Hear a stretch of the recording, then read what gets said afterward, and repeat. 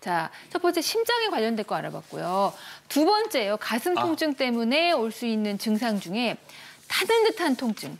특히 명절을 앞두고 여러 가지 이유로 더 느끼시는 분들이 계시지 않을까 싶어요. 시댁 가셔야 되는 분들이요? 자, 타는 듯한 통증은 역류성 식도염, 네. 소화기 관련된 건가 봐요. 요즘 많아요. 네, 신 교수님. 보통 우리가 심장 같은 경우 아까 오 교수님께서 쭉 얘기했듯이 쥐어 짜듯이 아프다라 그러잖아요. 네. 그런데 역류성 식도염에 의한 통증 같은 경우는 우리 이 앞에 뼈 있잖아요.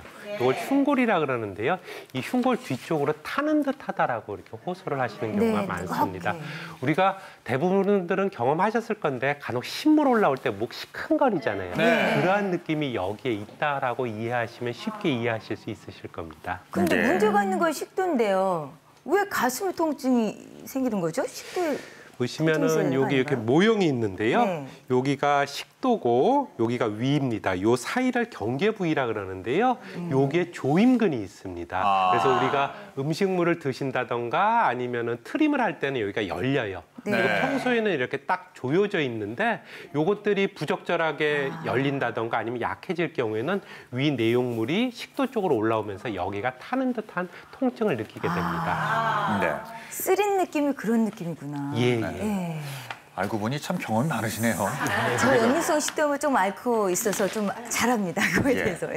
그게 그런데 그 경험이 많으신 분들이 말씀하시는데 역류성 식도염하고요. 그 협심증이랑 증세가 비슷하다는데요.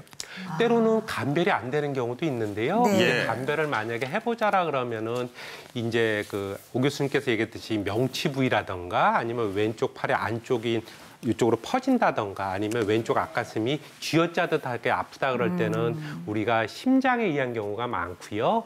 그다음에 역류성 식도염에 의한 경우는 흉골 뒤쪽으로 쓰리다라는 느낌을 많이 호소합니다. 그리고 협심증 같은 경우는 운동을 하게 되면 심장으로 피 공급이 제대로 안 되기 때문에 아픈 경우가 많고요. 위식도 역류질환은 주로 식생활이랑 관련되기 때문에 우리가 물을 한 잔 먹으면 역류된 위산이 식도로 내려가서요. 증상이 없어질 수가 있기 때문에 이런 것들을 감별해 볼 수가 있습니다. 역류성 식도염을 앓고 계시면 정말 많은 거예요. 저도 사실 그렇거든요. 이게 참 고통스럽고 힘들어요. 특히 밤에 잠을 못 잘 정도로 이렇게 통증이 많이 느껴지거든요.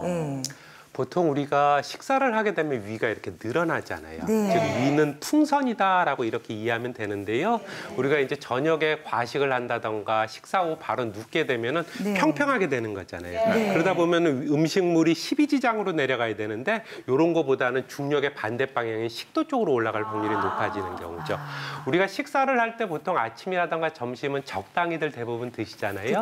그런데 이제 저녁에는 과식을 하는 경우가 많고 요새 또 먹방 프로그램 많잖아요. 그러다 보면 또 저녁에 이렇게 드시게 되죠. 그러다 보니까 증상이 어떻게 되겠어요? 낮보다는 훨씬 더 밤에 많이 나타나고 증상이 심할 수가 있습니다.